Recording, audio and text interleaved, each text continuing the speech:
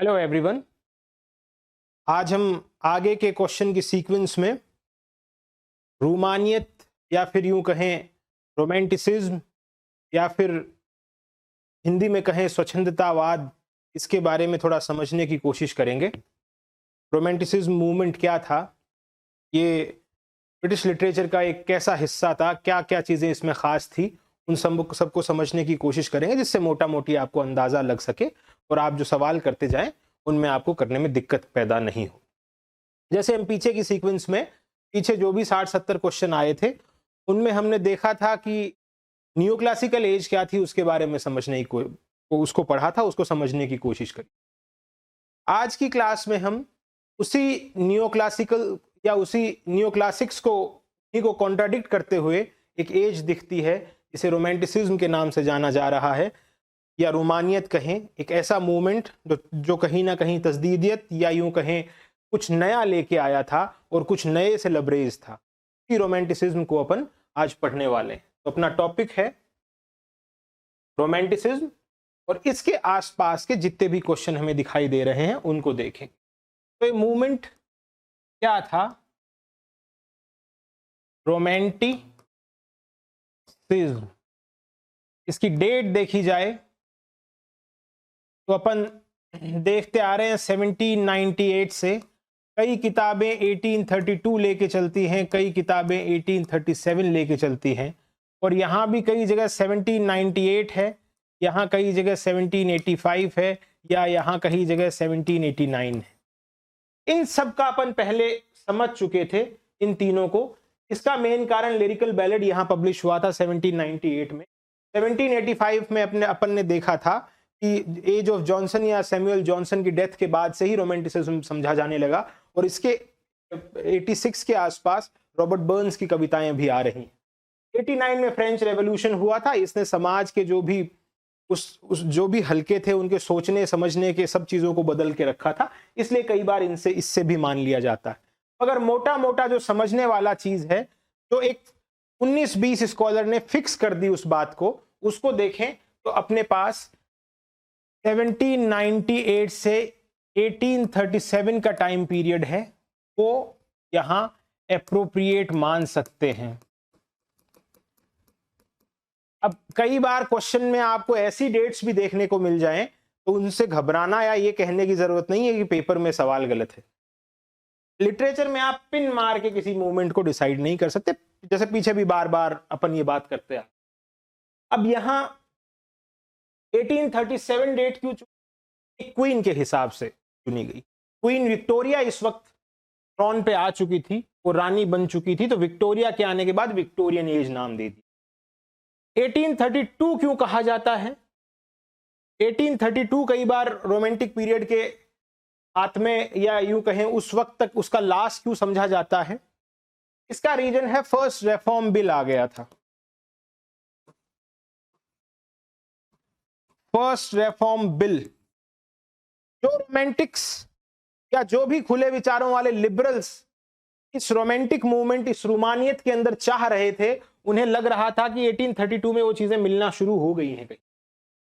तो उसके बाद इस रिफॉर्म बिल के बाद जो एक तरह से सफरेज का आइडिया था, एक तरह से वोटिंग राइट्स का मामला था, वो लोगों को एक्सटेंड होता जा रहा था। डेमोक्रेसी की जो नींव रोमांटिक्स चाह रहे थे, कहीं ना कहीं वो लोगों को मिलती दिख रही थी, तो इसलिए कई बार 32 भी मान लिया जाता है। जैसे आप राउटलेज पढ़ते हैं तो राउटलेज के अंदर 32 इसको जिक्र होता है, कई जगह 1837 का जिक्र होता है क्वीन विक्टोरिया के आने के बाद। कई लोग तो इसे 1850 तक भी देख लेते हैं, जब वर्ड्सवर्थ का प्रिल्यूड है वो उसका जो लास्ट पब्लिश हो रहा है तब तक भी मान। तो ये एजेस के साथ चलता है, मगर मोटा मोटा आप इसको ध्यान रखना है। तो अपन इस रोमांटिसिज्म को पढ़ रहे थे, अपने पास डेट यहां है 1798 से 37 तक। अब इसमें अपन समझने वाली बात है उसकी तरफ आते हैं। वो क्या है? जैसे मैंने इसमें कहा, रोमांटिसिज्म या रूमानियत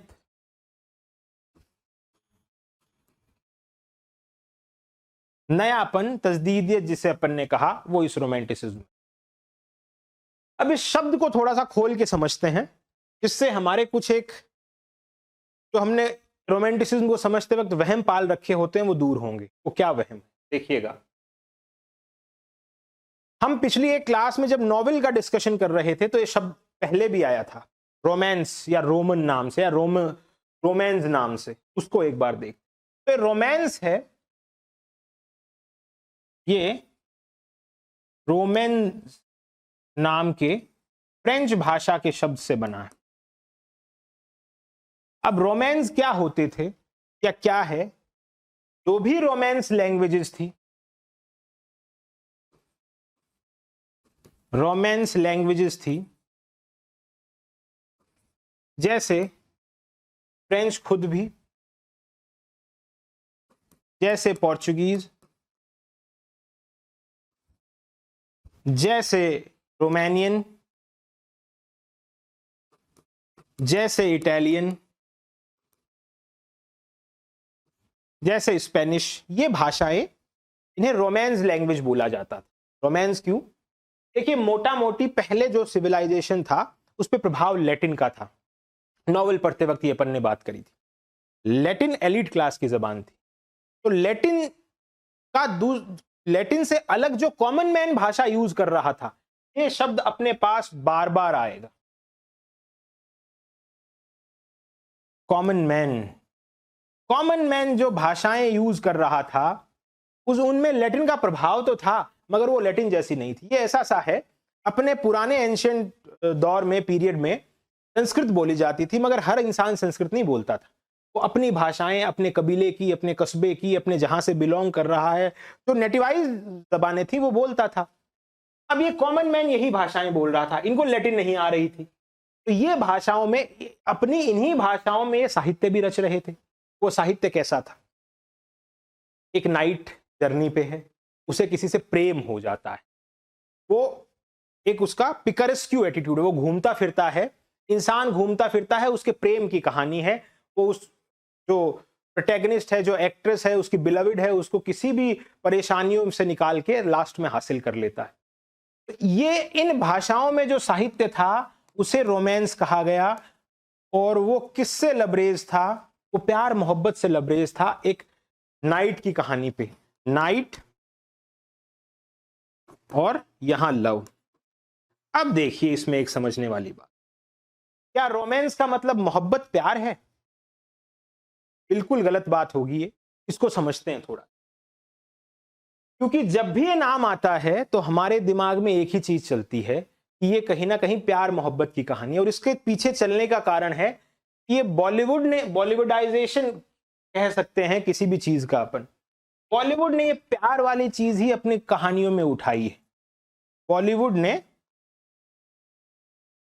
ये प्यार वाला एंगल ही सिर्फ कहानी में उठाया, उसने दूसरी बात नहीं। तो ये कई बार लोगों को मिसगाइड करती है चीज कि रोमांस का मतलब प्यार की बात है एक चीज, तो ये सरासर गलत बात है। रोमांस का मतलब प्यार की बात नहीं है। प्यार से थोड़ा सा इतर समझ सकते हैं, बातें यहां इमोशन की हैं, और वो इमोशन, वो प्रेम लड़का और लड़की, मेल फीमेल का नहीं, इंसान का नेचर से भी हो सकता है। इंसान का इसी कॉमन मैन से, जो रेलीगेटेड टू पेरिफेरी, जो हाशिए पे खिसकाए गए लोग हैं, उनकी बात का उनके लिए प्रेम भी हो सकता है। उनके मतलब खासकर उनकी इमेजिनेशन, खासकर उनके इमोशंस के बारे में चर्चाएं हैं। तो एक्सेसिव इमोशन जहां है वो रोमांस है, ना कि जो बॉलीवुड ने सिर्फ प्यार को, एक लड़का और लड़की के प्रेम को मान लिया, ये रोमांस नहीं। तो ये इस चीज को खास ध्यान रखना है, ये रोमांस नहीं। दूसरा, ये कहानियां लिखी जाती थी मिडिल एजेस में, रेनेसां से पहले, पुनर्जागरण काल से पहले। वहां इंसान के पास तर्क नहीं था, सिर्फ भावनाएं थी, सिर्फ कल्पनाएं थी। इंसान ने वहां एक जलते हुए, इंसान ने आग को खोजा, आग को देखा, तो इंसान ने आग को भी देवता मान ली। तो इतने इमोशनल लोग थे, तर्क की बात नहीं थी। तो जहां इमोशंस थे वो रोमांटिक था, जहां कल्पनाएं थी वो रोमांटिक था। बॉलीवुड ने सिर्फ इस प्रेम को रोमांटिक माना। तो ये चीज खास। अब दो शब्द इमोशन और इमेजिनेशन दो आए, अब अपने आर्ग्यूमेंट को, मैंने तो ये बातें बताई, अब आप ये कहेंगे कि ये बात कितनी सच है। इस अपने आर्ग्यूमेंट को एस्टेब्लिश करते हैं अपने ऑथेंटिक किताब से। कैसे? तो पहला जो एक मिसकंसेप्शन चलता है, रोमांस मतलब प्यार, ये खारिज बात है, इसको दिमाग से हटा देना है। रोमांस मतलब इमेजिनेशन और इमोशन हो सकते हैं। क्यों? ये कहानियां मिडिल एजेस में लिखी जा रही थी कि फुल ऑफ एक्सेसिव इमोशंस थी, फुल ऑफ इमेजिनेशंस थी। तो ऐसी कहानियों में कल्पनाएं भी थी और आपके भाव थे, तर्क नहीं था, दिल था, दिमाग नहीं था। इसलिए ये रोमांस का ये आइडिया आपको देखने को मिलता है। एक बात तो ये है। दूसरी चीज, इसी रोमांस को आप समझ लेते हैं, बार बार रोमांटिक एज में एक जिक्र आता है नेचर।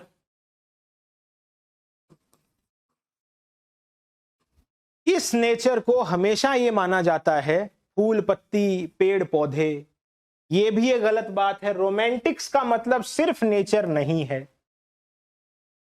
रोमांटिक्स नेचर किसको मानते हैं?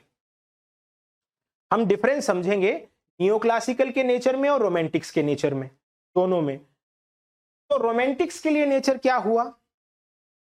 देखिए, एक इंसान है, गांव में कंट्री साइड में रह रहा है, उसके पास खेत हैं, खेत में अपनी जिंदगी गुजार रहा है, कॉमन मैन है। तो जो भी लोग हाशिए पे हैं, जो भी लोग हाशिए पे हैं, रेलीगेटेड टू पेरिफेरी हैं, कहीं ना कहीं एक इनको समाज से अलग हटके देखा जा रहा है, एलिट क्लास अपर क्लास का हिस्सा नहीं है। ये नेचर उनका नेचर है, उस कॉमन मैन का नेचर है। उस कॉमन मैन का नेचर भी है। वो कॉमन मैन प्रकृति से जुड़ा है। मिडिल एजेस में देखिए, रेनेसां से पहले जब डिस्कवरीज का दौर नहीं था, तब लोग कहां थे? कबीलों में रहते थे, गांव देहात में रहते थे, प्रकृति के नजदीक थे। आज जब सिविलाइजेशन बढ़ गया है तो इन लोगों को पूछा नहीं जा रहा है। रोमांटिक्स कह रहे हैं आपको तर्क को छोड़ के आपको इन लोगों की बात करनी पड़ेगी। दो तरह की बातें कर सकते हैं, या तो ये कमजोर हैं तो इन्हें उठाओ, इनके लिए क्रांति करो। ये क्या सोचते हैं समझते हैं, इनकी बात बताओ। वर्ड्सवर्थ जैसे कवि ये कहते हैं, इनको देख के मैं क्या फील कर रहा हूं, उनकी कविताएं सारी की सारी वैसी ही हैं। शैले कह रहे हैं कि साथ अत्याचार है, इनको रेवोल्यूशन के थ्रू उठाओ। कीट्स कह रहे हैं इन लोगों को देख के मुझे मेरी सेंसेस के साथ कुछ अजीब सा हो रहा है, और वो सिनेस्थेसिया वाला आइडिया है। सेंसुअस पोएट कीट्स को इसीलिए कहते हैं कि वो इनमें अपने आप को खो देता है, कहीं ना कहीं वो खुद को खो के उनमें ढूंढ रहा है, इन लोगों में। तो नेचर, ये हाशिए की जो भी चीजें हैं जिन्हें एक बाउंड्री पे खिसका दिया गया है, डिस्कवरीज, आविष्कार, इनोवेशंस की दुनिया में, वहां इन लोगों की अहमियत खत्म थी। और वर्ड्सवर्थ, शेले, कॉलरिज, जर्मनी से लेके फ्रांस, सब जगह उनकी नजर थी और उन्हें पता था इन लोगों के साथ अत्याचार हो रहा है। तर्क ने क्या दिया है? तर्क ने इन लोगों को, कमजोर तबके को नीचे ही खिसकाया है। ये नेचर इसका है। नेचर सिर्फ फूल पत्ती नहीं है, ये एक खास बात। अब इसको कॉन्ट्राडिक्ट करके आप देख सकते हैं, नेचर नियोक्लासिकल में क्या था? नियोक्लासिकल का नेचर तार्किक था। कैसा तार्किक? यूनिवर्सल ऑर्डर है, एक सिस्टम है, कोई हाशिए पे है तो वो हाशिए पे उसकी जगह वही है। राजा है वो ऊपर है, वो ऊपर है तो है। कभी ऐसा होना चाहिए, ऐसा है तो है। ये कहेंगे ये बकवास चीजें, इनसे तो तुम सोसाइटी में एक तरह से हैव्स एंड हैव नॉट पैदा कर रहे हो। इससे तो सोसाइटी के अंदर आप एक तबके को तो खत्म कर रहे हो, एक को आगे बढ़ा रहे हो। तो ये तो अपर क्लास के लिए है आपका नेचर, तो लोअर क्लास का तो कोई इसके अंदर रिप्रेजेंटेशन ही नहीं है। तो ये वाली बात कहीं ना कहीं रोमांटिक्स इस पे काम कर रहे हैं, और यही रूमानियत है जो रूह की, जो इमोशंस की, जो आत्मा की बात करे। और सोच के देखिए, ये आत्मा आपको कहां मिलेगी? जो आदमी जमीन से जुड़ा है, रूह आपको वहां मिलेगी, इमोशंस आपको वहां मिलेंगे। पैसा आने के बाद तर्क तो इस अपर क्लास के पास आ जाएगा। ये खो चुके हैं ये लोग, अब न्यू क्लासिक्स वाले। अब बात ये आती है कि मूवमेंट आया क्यों था, इसके पॉलिटिकल। आगे बढ़ते हैं। इसी सिलसिले में अब हम दोनों चीजों का डिफरेंस करके देखते हैं। पहले तो नियो क्लासिकल और रोमांटिक्स का। नियो क्लासिकल एंड रोमांटिक्स का डिफरेंस समझते हैं थोड़ा। देखिए, सबसे पहली और इंपॉर्टेंट चीज अपन को जो दिखेगी, नियो क्लासिकल में upper class, representation of upper class, उसका साहित्य है पूरा का पूरा उच्च cool elite class upper class के ऊपर टिका है। वहां कॉमन मैन की बात ज्यादा नहीं देखने को। यहां कॉमन मैन की बात। वर्ड्सवर्थ ने लिरिकल बैलेड कॉलरिज जो वर्ड्सवर्थ क्या था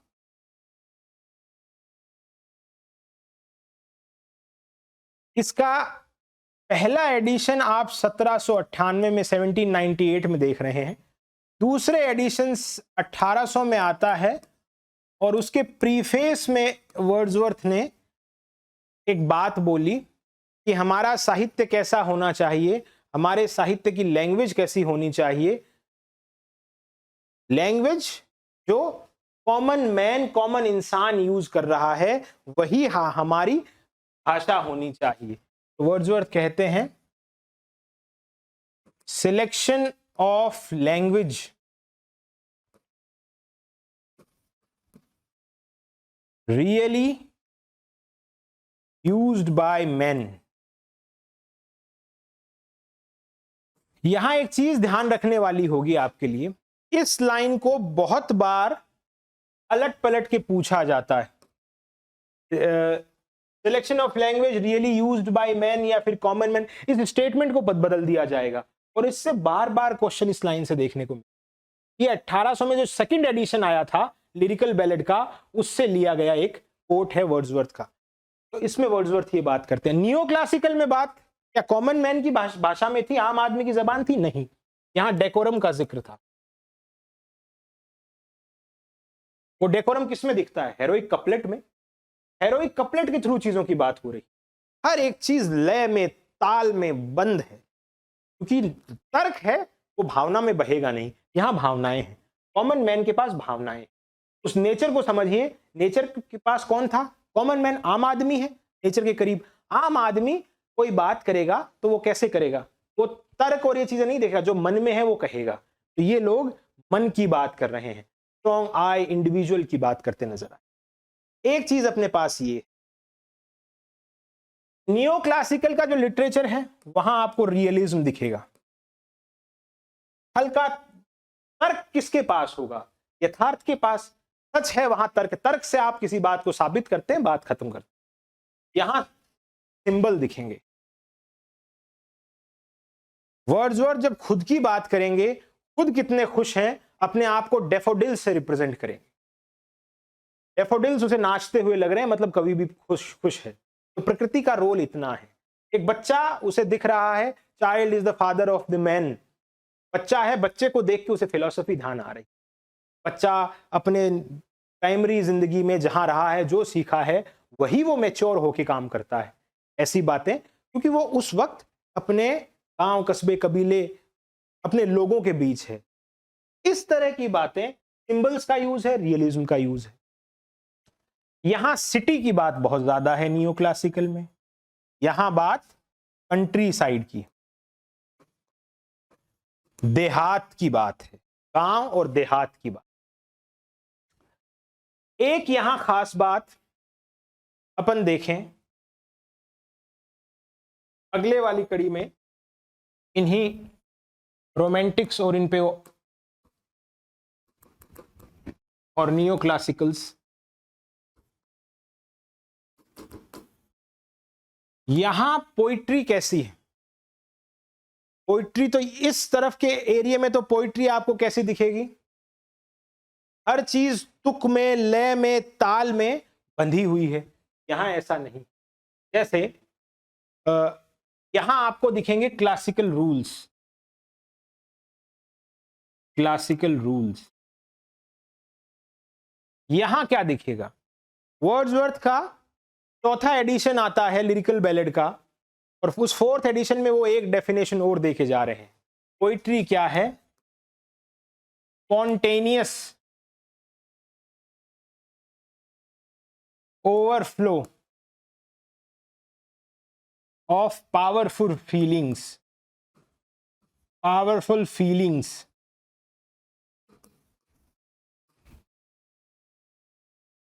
ऐसा ही कीट्स लिख रहे हैं 1818 में, अपने एक दोस्त को लेटर लिख रहे हैं और उसमें कह रहे हैं, if poetry doesn't come as leaves to a tree it had better not come. अगर कविता किसी पेड़ पे पत्ते की तरह नहीं आती है तो कविता का आना ही एक तरह से ना आती तो ही अच्छा। तो कविता यहां कैसी है, कविता ये कीट्स का जो मैंने कोट बताया है कि if poetry doesn't come as a leaves to a tree, as leaves to a tree it had better not come. अगर कविता पेड़ की तरह, पेड़ पे पत्ते जैसे आते हैं, एक नेचुरली कोई रूल रेगुलेशन से नहीं, तो ठीक है, अगर ऐसा नहीं है तो पोइट्री का आना ही बेकार है। इस वर्ड्सवर्थ की डेफिनेशन के करीब की डेफिनेशन है कीट्स। अब देखिए, ये पोइट्री को कोई नेचुरल जीनियस नहीं मानते थे, ये कहते थे कविता सीखी जाती है मेहनत से, इन क्लासिकल रूल्स को देख के ये कहते हैं कवि नेचुरल जीनियस है। हालांकि इस बात से कॉलरिज थोड़ा इत्तेफाक रखेंगे आगे जाके, अगर कहीं ना कहीं ये बात टिकती है ओवरऑल रोमांटिक को समझे।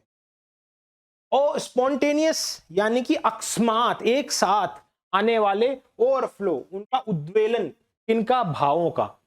आप कवि हैं तो आपके साथ एक साथ कोई चीज आ रही है, उसे आपने कागज पे उतार दिया। अब एक साथ कोई चीज आएगी, वहां रूल रेगुलेशन तो लगेंगे नहीं। और ये बातें किसके पास करीब है, कॉमन मैन की।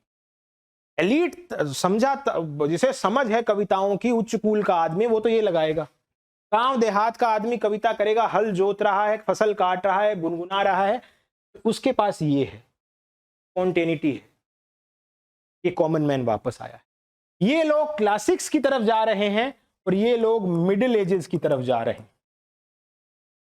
मिडिल एजेस, मिडिल एजेस में क्या, जहां तर्क नहीं है, जहां तर्क नहीं है, जहां इमोशंस हैं, जहां कल्पनाएं हैं।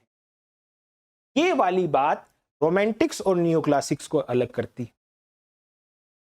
एक चीज और देखते हैं इसमें, आउटवर्ड और ये है इनवर्ड।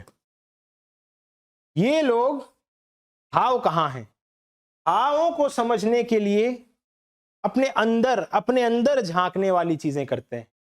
ये लोग बाहर की दुनिया पे कमेंट करते हैं, वो पहन क्या रहे हैं, वो खा क्या रहे हैं, जैसे comedy of manners, upper class क्या पहन रही थी, क्या खा रही थी, कैसे बिहेव कर रही थी, उस पे कमेंट। ये अंदर इंसान कैसा फील कर रहा है, अंदरूनी एहसासात क्या है, उन पे कमेंट कर रही। एक यहां सुपर नेचुरल का बहुत जिक्र आएगा। कुछ एक ऐसी चीजें हैं जिन्हें इंसान अपने सेंसेस से नहीं समझ सकता। प्रकृति में अपन कितने हैं, इतने, समंदर के बाहर मिट्टी का एक कण है, उसमें इतने से ही है, अपनी औकात इससे ज्यादा नहीं। अपनी औकात इससे ज्यादा नहीं है, तो कुछ चीजें इस नेचुरल जो फिनोमिना है उससे ऊपर उठ के सुपर या सुपरा नेचुरल कहा गया है। इस दुनिया से उस दुनिया तक, अब वो उस दुनिया कोई भी हो सकती है प्रकृति के अंदर, वो मिस्ट्री, वो चीजें भी यहां हैं। वो कॉलरिज में भी दिखती हैं, वो गॉथिक लिटरेचर में भी आपको दिखती हैं, वो प्री रोमांटिक के ग्रेवयार्ड स्कूल में भी आपको दिखती हैं। और ये सुपरनेचुरल क्यों दिख रहा है, इसकी भी अपन बात करेंगे। एक तो कॉन्शियस, हमारी चेतना, एक सबकॉन्शियस। सबकॉन्शियस चेतना से तो अपन ने जो देखा वो समझा, सबकॉन्शियस में बहुत सी चीजें ऐसी हैं जो अपन कॉम्प्रीहेंड कर ही नहीं पा रहे हैं, और जब कॉम्प्रीहेंड नहीं कर पा रहे हैं तो सुपरनेचुरल की कैटेगरी है। ये लोग इस सुपरनेचुरल पे, एक दूसरी रीजन ये भी था, ओपियम जब इंग्लैंड में इंट्रोड्यूस हुआ था तो इन्हें नशे की लत भी थी। उस नशे के चक्कर में ये दिमाग के जो बहुत डीप डाउन इमोशंस हैं उनकी बात भी कहीं ना कहीं करते नजर आते हैं। बाकी सुपरनेचुरल का जब इंग्लिश रोमांटिसिज्म पढ़ेंगे उसके अंदर भी इसकी बात आएगी। तो अब इसको एक डेफिनेशन अगर दें अपन रोमांटिसिज्म, तो वो क्या हो सकती है? अब मैंने कहा था अपन अपने आर्ग्यूमेंट को एस्टेब्लिश करेंगे। आर्ग्यूमेंट क्या था? मैंने कहा रोमांटिसिज्म इमोशन या इमेजिनेशन की बात है। आप मेरी नहीं मानो तो किताब की मान लो। लीगस एंड कजामिया की किताब है, तो आपने पढ़ी भी होगी, ब्रिटिश लिटरेचर पढ़ते हैं। तो लीगस एंड कजामियन की डेफिनेशन है रोमांटिसिज्म के ऊपर।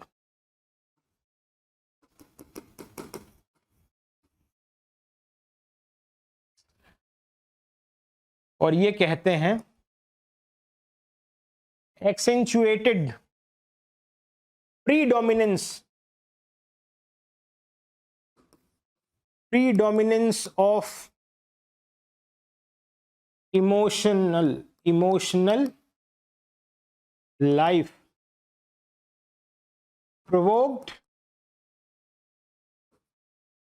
and directed by the exercise of imaginative vision। कजामियन ने क्या कहा?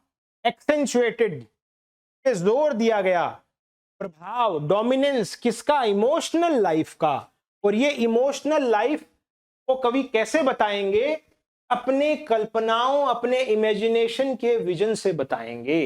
ये रोमांटिसिज्म की इस रूमानियत की डेफिनेशन। वैसे तो अब देखो, रोमांटिसिज्म की एक फिक्स डेफिनेशन समझने में समस्या बहुतों को क्यों आती है? 19-20 तो बात यही है। वो समस्या इसलिए आती है, इसकी 11,000 डेफिनेशन के आसपास एफ.एल. ल्यूकस दे चुके हैं। अब जब इसकी इतनी सारी डेफिनेशन दी जा चुकी हैं, क्योंकि इस रोमांस को अब आप जब अमेरिकन रोमांटिक्स पढ़ेंगे तो अमेरिकन रोमांस की डेफिनेशन ब्रिटिश रोमांटिक्स से अलग है। जर्मन रोमांटिक्स इसे कुछ और मान रहे थे। पुराने वक्त में रोमांस लैंग्वेज थी, वहां कुछ और है। आज का बॉलीवुड कुछ और मान रहा है। इसलिए इस रूमानियत की परिभाषाओं में भी बदलाव के बहुत सी चीजें देखी जाती हैं। परीक्षा के हिसाब से अपने लिए ये चीज काफी है। ये एक बात, ये अपन ने चीजें समझ ली। अब इसकी जर्नी देखते हैं, कुछ एक हिस्टोरिकल रीजन समझते हैं इसके आने के। वो सब चीजें जब क्लियर होंगी, उसके बाद इसके जो फर्स्ट जनरेशन रोमांटिक्स हैं, सेकंड जनरेशन रोमांटिक्स हैं, इसमें नॉवेलिस्ट कैसे थे, इसमें एसेइस्ट कैसे थे, प्रोज राइटर कैसे थे, इन सब चीजों को एक एक करके देख लेंगे। इससे आपका रोमांटिसिज्म का खाका तैयार हो जाएगा और फिर उन क्वेश्चंस भी आपको कहीं ना कहीं देखते हुए आप तैयार कर सकते हैं। अब देखिएगा, आगे बढ़ते हैं। अब रोमांटिसिज्म के आने की, इसकी बिगिनिंग की कहां से देख सकते हैं? तो बिगिनिंग ऑफ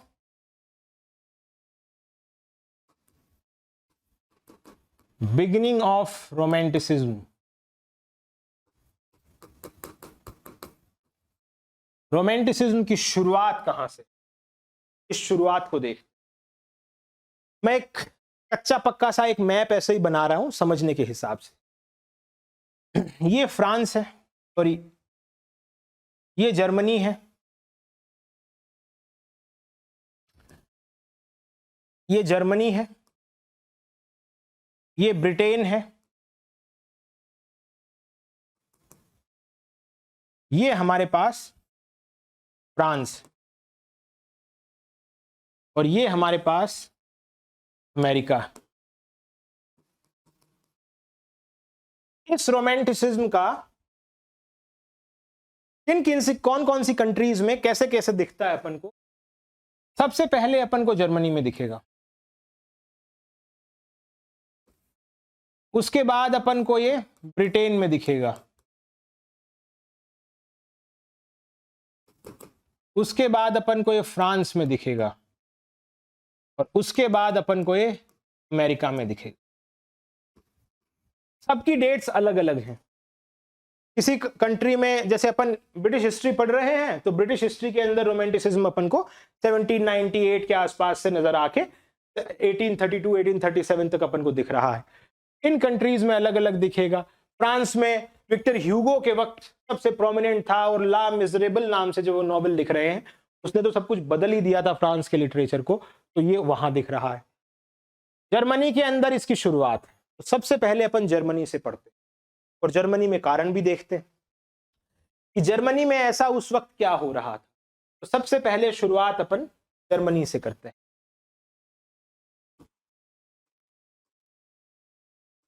जर्मनी, पीछे जो अपन ने मैप में तीनों देश हैं आसपास हैं, यूरोप के हिस्सा, ब्रिटेन, जर्मनी, फ्रांस, उस तरफ अमेरिका। अब जर्मनी में रोमांटिसिज्म आने के सबसे इंपॉर्टेंट कारण क्या थे, तो एक तो अपन पॉलिटिकल रीजंस हैं उनको देख लेते हैं। सबसे पहले पॉलिटिक्स देख। पॉलिटिक्स में जर्मनी आज का एज ए नेशन देख रहे हैं, वो छोटे छोटे कबीलों में था, बहुत सारे स्टेट्स थे उसमें, और ये तर्क या फिर रीजन की बयार पूरी दुनिया में बह रही थी।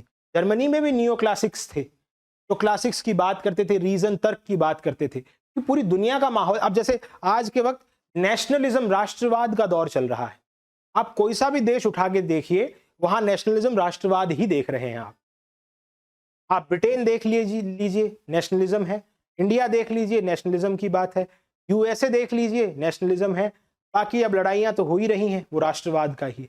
तो किसी चीज का एक दौर चला करता है, और उस दौर को कॉन्ट्राडिक्ट करने के लिए उसकी एंटीथीसिस हमेशा आती है। जर्मनी में छोटे छोटे नेशन स्टेट थे, लड़ाइयां भी आपस में थी, और दूसरे देश जैसे नेपोलियन वगैरह का खतरा हमेशा था। इन लोगों को यूनाइट होने के लिए अपने पुराने कल्चरल मिथ को तलाश करनी थी। तो जब तक ये मिथ को नहीं तलाश करेंगे, मिथ में क्या था, कॉमन मैन का जिक्र था, तर्क का जिक्र नहीं था। किसी चीज को अगर आपको आपस में प्रेम करना है, भावनाएं दिखानी है, वहां तर्क या दिमाग ज्यादा लगाओगे तो आपके वो रिश्ते बनेंगे नहीं। तो एक कहीं ना कहीं अंदर गुथा हुआ रीजन इस पॉलिटिक्स से था, एक तरह से यूनिटी की नीड थी। ये एक जर्मनी में बड़ा कारण था। ये सोसाइटी में भी दिखता है, सोशल कोज। और सोशल कोज के अंदर क्या था, आपका मिडिल क्लास था। भाई तर्क ने ऐसा समाज तो पैदा कर दिया, इसके पास पैसे आने लग गए, डॉक्टर लॉयर सब बन गए। मगर डॉक्टर लॉयर भी तर्क साइंस कितनी देर चलेगी, उनको भी भावनाएं चाहिए, उनको भी इमोशन चाहिए। थका हारा एक आदमी रात को 10, 15, 20 मिनट का कोई नॉवेल पढ़ ले या फिर कोई मूवी देखना चला जाए, तो वो कहीं ना कहीं भावना में बढ़ना चाहता है। और मिडिल क्लास की यही खास बात है, ये मिडिल स्टेटा इसका तभी है, ये ना इधर का है ना इधर का, इसके दोनों चीजें चाहिए।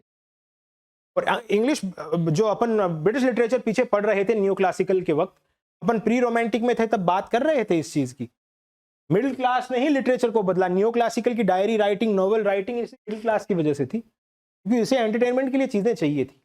अब ये तर्क से भी थक चुका था जर्मनी में, इसे भी कहीं ना कहीं इस यूनिटी की तलाश तो थी। तो जब ये बात थी, तो यहां इनके लिए एक तरह का कुछ कहानियां, कुछ चीजें लिखी जा रही है। इसे जर्मनी में कहा गया स्ट्रम एंड रैंग मूवमेंट।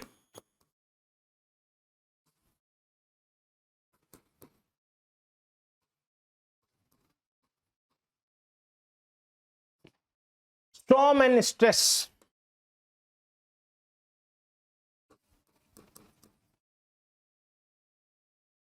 इसमें क्या था, इसका सबसे इंपॉर्टेंट राइटर था गेटे, और गेटे का एक वर्क था सोरोज ऑफ यंग वोदर। एक जवान लड़के की कहानी जो किसी से प्रेम करता है और उसे वो प्रेम नहीं मिलने की वजह से वो सुसाइड कर लेता। अब बताइए, ऐसी कहानी आपको पुराने जर्मनी के न्यू क्लासिक्स में मिल सकती थी क्या, या ब्रिटेन में मिल सकती थी न्यू क्लासिक्स में? वहां तो कल्पनाएं या फिर भारी इमोशन का जिक्र ही नहीं था, क्योंकि ये बेस फॉर्म मान रहे, तर्क के आगे भावनाएं कुछ भी नहीं। यहां ऐसे लड़के की कहानी लिखी, इस पर्सपेक्टिव से चीजें बदलना शुरू। और इसी जर्मनी में इन स्ट्रम एंड रैंग मूवमेंट के साथ जेना मूवमेंट आता है, और जेना मूवमेंट में एक बड़ा नाम था जिसे कहा गया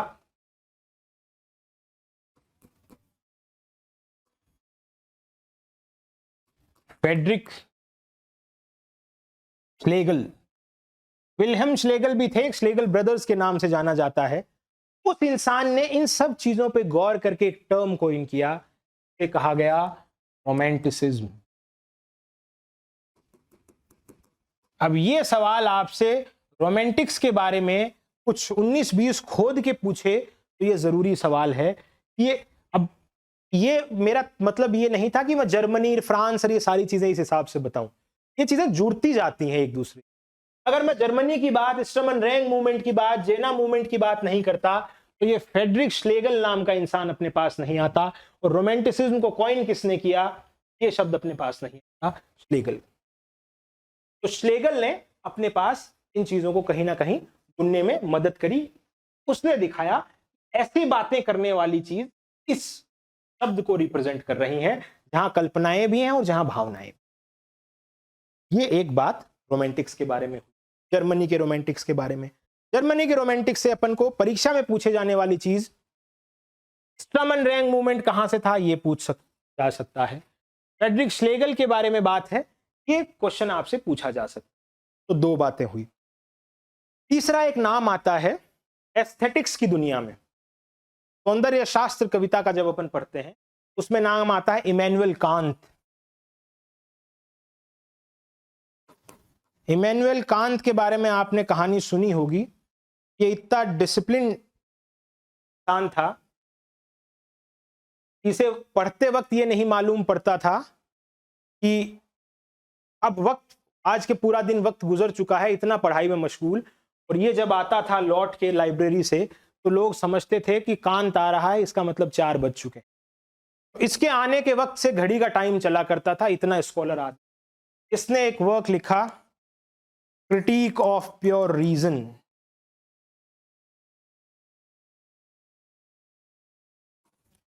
या फिर आइडिया ऑफ ब्यूटी नाम से भी लिखा।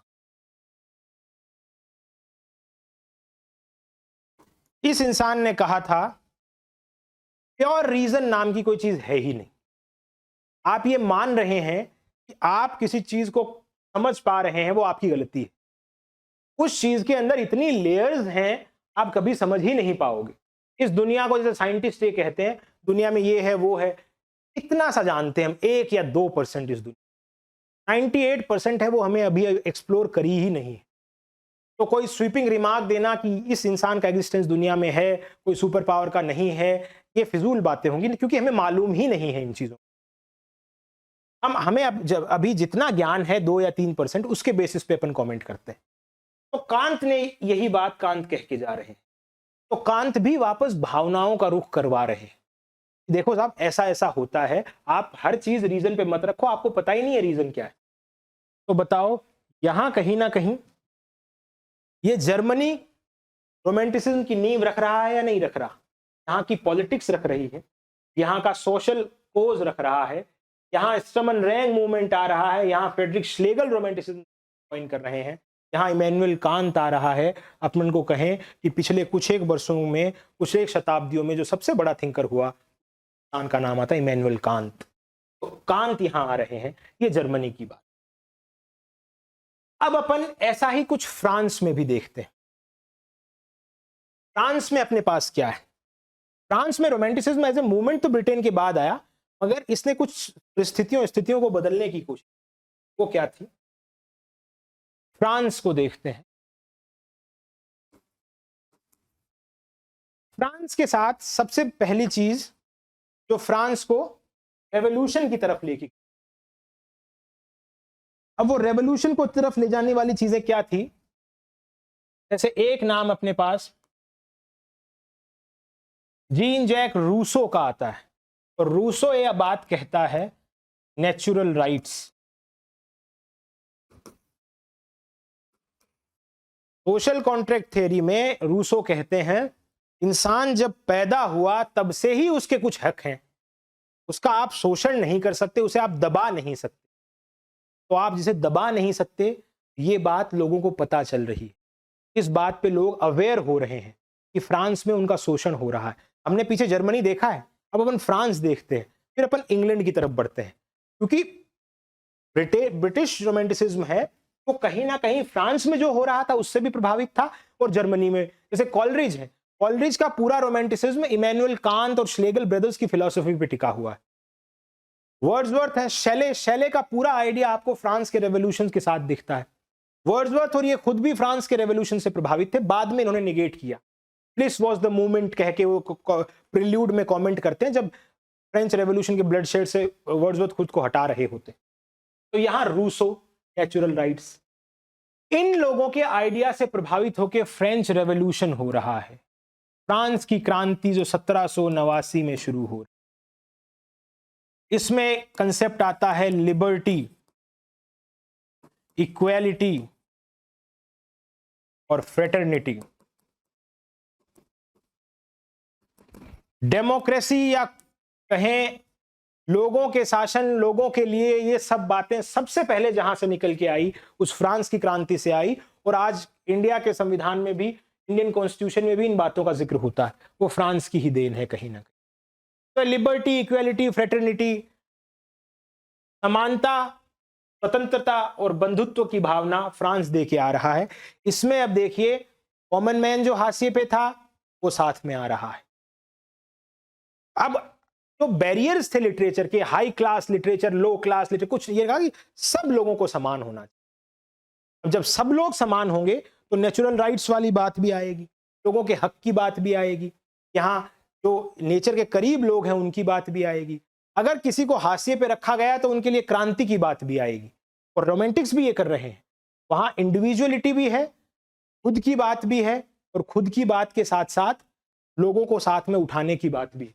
जैसे अपन इसमें पॉइंट पढ़ रहे थे डिफरेंसेस के, हमने यहां ये सब बातें करी थी। यहां एक पॉइंट और देख सकते हैं अपन, वो है इंडिविजुअलिटी, या इसे कहते हैं सब्जेक्टिविटी, और इसे कहेंगे ऑब्जेक्टिव अप्रोच। यहां लिटरेचर एक, जो भी इंसान है दुनिया में पैदा हुआ, ह्यूमन नेचर उसका आज भी वैसा ही है, कल भी वैसा ही रहेगा। वो एक हायरार्की का हिस्सा है, ग्रेट चेन ऑफ बीइंग का। पहले ईश्वर है, उसके बाद खुदा के बाद एंजल्स हैं, एंजल्स के बाद भगवान है। उससे, उस सिस्टम से छेड़छाड़ मत करो। ये नियो क्लासिक्स कहते हैं। ये कहते हैं हम ही अपन ही भगवान है, जो भी सब चीजें हैं प्रकृति पूरी भगवान है। आम आदमी जहां रह रहा है वो सब भगवान है, और उसमें मैं भी, मेरा भी एग्जिस्टेंस है। तो सब अपनी अपनी बात कर रहे हैं। अपनी बात, खुद की बात जब होगी तभी तो नीचे का तबका उठेगा, उसको कौन पूछेगा। तो उनको रिप्रेजेंट ये इस हिसाब से लोग करते नजर आ रहे हैं। तो यहां तक अपन ने चीजें समझी, ये फ्रांस में हो रहा है। अब अपन इंग्लैंड की तरफ आते हैं। इंग्लैंड या ब्रिटेन आप जो कहें, जो जिससे अपन समझ सकते हैं। ब्रिटेन के अंदर अपन प्री रोमांटिक्स वाली क्लास से शुरू किया था अपन ने। तो प्री रोमांटिक्स में अपन ने एक तो इनक्लोजर एक्ट के बारे में पढ़ा था।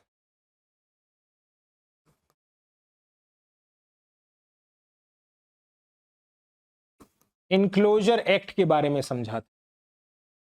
इनक्लोजर एक्ट ने क्या किया था, इस एक्ट ने जो चारागाह भूमि थी वो अमीरों को सौंप दी थी ज्यादा प्रोडक्शन के लिए। अब गरीब शहरों की तरफ जा रहे हैं, शहरों की तरफ जा रहे हैं, गांव देहात छूट चुका है, खंडर है। अब वो उस गांव को याद कर रहे हैं। वर्ड्सवर्थ गोल्ड्समिथ जैसे डेजर्टेड विलेज नाम से लिख रहे हैं कविताएं। इसी वक्त चैटरटन नाम से एक कवि हैं, वो लिख रहे हैं। इसी वक्त सीजन्स नाम से कविताएं कोपर की आ रही हैं। तो ये लोग अपने गांव देहात को याद कर रहे हैं। तो यहाँ भावनाएं पहुंच चुकी हैं लोगों के पास। और अपन ने एक थिंकर का जिक्र भी किया था यहाँ, एडवर्ड गिबन का।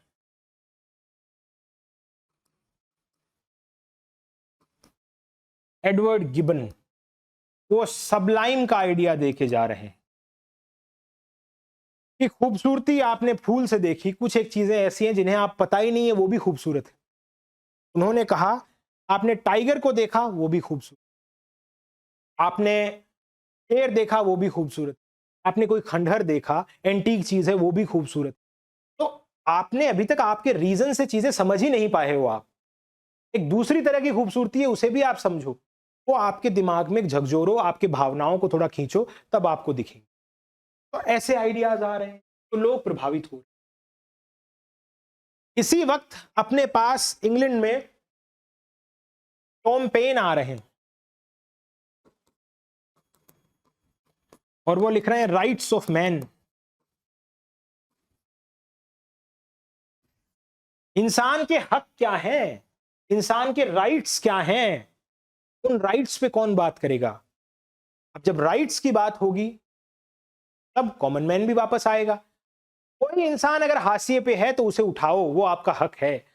तो इसीलिए इस रोमांटिक्स को एज ऑफ रेवोल्यूशन भी कहते हैं कि यहां बदलाव हुए, और क्रांतियां हैं ये तर्क से नहीं होती, क्रांति भावनाओं से होती। तर्क होगा तो वहां प्रोटेस्ट होंगे, वहां एक डिसेंट्स होंगे, कायदे से चीजें होंगी। क्रांति बड़ी करनी है तो वहां भावनाएं जरूरी हैं आदमी की, ये भी चीज जरूरी। इसी वक्त अपने पास एडम स्मिथ का वेल्थ ऑफ नेशन भी आ रहा है। वहां एक आइडिया देते हैं वो लेज़र इज फेयर,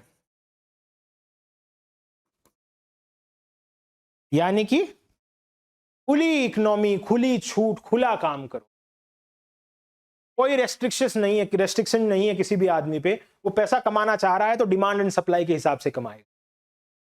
तो हर चीज के बंधन टूट रहे हैं, और इन्हीं बंधन को तोड़ना, इन्हीं हाशिए के लोगों को उठाना, इन्हीं कॉमन मैन गरीब की बात करना ही रोमांटिक है। और इन्हीं कॉमन मैन के पास तर्क नहीं भावनाएं हैं, इन्हीं भावनाओं की बात रोमांटिक।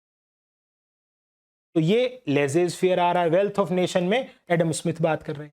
ऐसा ही अपन vindication of the rights of women पढ़ रहे हैं, वॉलस्टोनक्राफ्ट का, वो महिलाओं के हक की बात कर रही हैं इसी टाइम पीरियड में। तो जो भी तबका है, be it female, be it common man, be it जो भी कोई दबाया कुचला इंसान है, सबके बारे में बात हो रही है, और सबको कहीं ना कहीं ऊपर उठाने की हद तक बातें करी हर जगह हो रहा। आप अमेरिका में देख लीजिए, American war of independence, American war of independence. American war of independence क्या था? ये जो कॉलोनियल रूल था, इससे छुटकारा पाने के लिए लोग क्रांति कर रहे हैं। तो अब देखिए उस तर्कनुमा जिंदगी से सब बाहर आ रहे हैं। तर्क ने तो क्या दिया? फ्रांस की क्रांति दी, इंडिपेंडेंस के लिए लोग जूझ रहे थे, मिल नहीं रहा था। तर्क तर्क तर्क के वजह से दुनिया सही होती तो इन्हें क्रांतियां करने की क्या जरूरत पड़ रही थी? इमोशन, लोगों से जुड़ाव, अब ये जरूरी है, तर्क जरूरी नहीं है। तो पूरा सिस्टम ही उल्ट रहा है, हर चीज पलटी जा रही है। और ये अपन ने सबसे समझा, एडम स्मिथ से समझा, टॉम पेन के rights of, sorry Edward gibbon, मैंने गलत लिखा, एडमंड बर्क थे ये, एडमंड बर्क का सबलाइम का आइडिया। गिबन का तो decline and history of, decline and fall of Roman empire था। यहां एडमंड बर्क का आइडिया है सबलाइम। तो American war of independence, vindication of the rights of women, इन सब के ऊपर बातें हो रही। तो जब ये सब चीजें चल रही हैं, उस समाज में तर्क कहीं एग्जिस्ट ही नहीं कर, और जब तर्क एग्जिस्ट नहीं करेगा तो दिमाग हटेगा, दिल, इंसानों से जुड़ाव, दिल इंसानों को ऊपर उठाना, दिल कॉमन मैन के पास की बात करना, नेचर की बात करना। ये मोटा मोटा रोमांटिसिज्म के बारे में एक हल्की सी बात थी, जिसे अपन ने अलग अलग कंट्रीज के अलग अलग देशों में क्या था उसके हिसाब से समझा। अब एक बात और करते, अब हम कुछ पोएट्स हैं। अब यहां लिटरेचर कैसा है, कैसी कैसी बातें हो रही, उसको भी थोड़ा समझने की। जैसे अपने पास ओल्डर रोमांटिक्स हैं,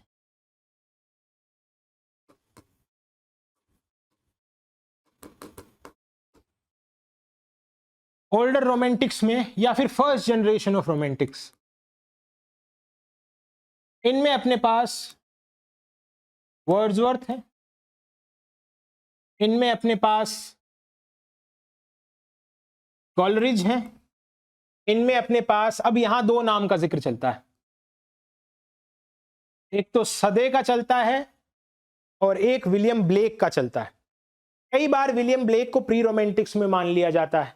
और ये तीनों लेक पोएट्स थे, जो नॉर्थ वेस्ट एरिया है इंग्लैंड का, वहां एक एरिया के पास ये रहते, तो इन्हें लेक पोएट्स कह दिया गया था। तो लेक पोएट्स होने की वजह से इन्हें एक ग्रुप में रख के फर्स्ट जनरेशन ऑफ रोमांटिक्स कहा गया। इसमें आप विलियम ब्लेक का नाम भी ऐड कर सकते हैं। कई किताबें ब्लेक को प्री रोमांटिक्स में मानती हैं। अब इनको अलग अलग अगर समझें अपन तीनों को, तो इनकी राइटिंग में क्या दिखता है। वर्ड्सवर्थ की जैसे अपन ने बात करी, ये क्या बात करेंगे, इनकी कविताओं में नेचर कैसा है, ये नेचर के करीब गए, नेचर के करीब रहने वाले लोगों को देखा और उन लोगों को देख के ये इंसान कैसा फील कर रहा है।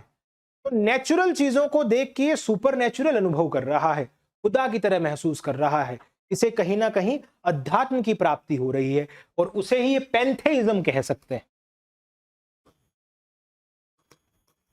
पैंथेइज्म ये ग्रीक शब्द है जिसका मतलब, और इसी पैंथेइज्म को फिर जॉन रस्किन ने नाम पैथेटिक फैलेसी दे दिया था। तो ये पैंथेइज्म हर निर्जीव चीज में वो सजीवता वाली चीज का एहसास करना, वो पेड़ फूल पत्ते जो बातें करते नजर आ रहे हैं, उनको देख के वर्ड्सवर्थ का आई, स्ट्रॉन्ग आई, खुद क्या फील कर रहा है स्ट्रॉन्ग। वो प्रकृति खुश है तो ये भी खुश है। जब लंदन की गलियों से घूमता है तो उसे प्रकृति उदास नजर आती है, लंदन को ये लगता है कि इंडस्ट्री ने खत्म कर दिया, तो वर्ड्सवर्थ भी उदास हो रहा है। तो नेचर ऐसा है। बाहर फूल पत्ती को देख के इसके मन में क्या जगह है, कॉमन मैन को देख के इसके मन में क्या जगह। इसकी कविताओं में कॉमन मैन की बात, बच्चे की बात, गरीबों की बात, प्रकृति से करीब रहने वाली खूबसूरत औरतों की बात, ये सब चीजें। और इसीलिए इसको वर्ड्सवर्थ ने ईगोटिस्टिकल सबलाइम कहा है, सॉरी कीट्स ने ईगोटिस्टिकल सबलाइम। मैं वही सारी चीजें बता रहा हूं जो परीक्षा में पूछी जाती आई है और पूछी जा चुकी। अब अगर आप ये कहें कि इंपॉर्टेंट क्वेश्चन बताओ, तो ये सारा मामला इंपॉर्टेंट ही चल रहा है, वही चीजें मैं बता रहा हूं। ऐसी कोई भी चीज नहीं बता रहा हूं जो परीक्षा में ना पूछी जाती हो। अब आपके ग्रेड 2 के हिसाब से ये चीजें हो सकता है इतने डीप से ना जाएं, मगर आपके सुनने में कोई हर्ज नहीं है अगर सुन ले। और बाई चांस परीक्षा के पैटर्न बदलते में इस कहानी को आप सुन के 2 सवाल सही करके आते हैं, अगर आ जाए ऐसा, तो आपके लिए कहीं ना कहीं कायदे की बात ही रही। ईगोटिस्टिकल, ईगो से भरा हुआ सबलाइम। ईगो क्यों? हमेशा अपनी बात करते हैं, प्रकृति को देख के प्रकृति की बात नहीं कर रहा, अपने ऊपर ले रहा है कि मैं क्या सीख रहा हूं इस नेचर से, मैं क्या सीख रहा हूं इन गरीब लोगों से। ऐसी पैंथेइज्म की भावना वर्ड्सवर्थ की कविताओं। कॉलरिज एक रोमांटिसिज्म की जो थ्योरी देने का काम कर रहा है कविता की, जो इंसान, वो कहीं ना कहीं कॉलरिज कर रहा है। कॉलरिज कविता को best word in best order की बात कर रहे हैं। ऑर्डर कैसा? कॉलरिज कविता को इमेजिनेशन और फैंसी की बात कर रहे हैं। उस इमेजिनेशन और फैंसी को देख लेते हैं, उससे कई बार सवाल आते हैं। इनकी कविताओं के नाम तो आप पढ़ते आएंगे ही, जो अपन ने बुक में ऐड कर रखे हैं उनसे आप पढ़ेंगे। इनका जो कंसेप्ट है वो समझ लेते हैं। इनका एक वर्क आया था बायोग्राफिया लिटरेरिया,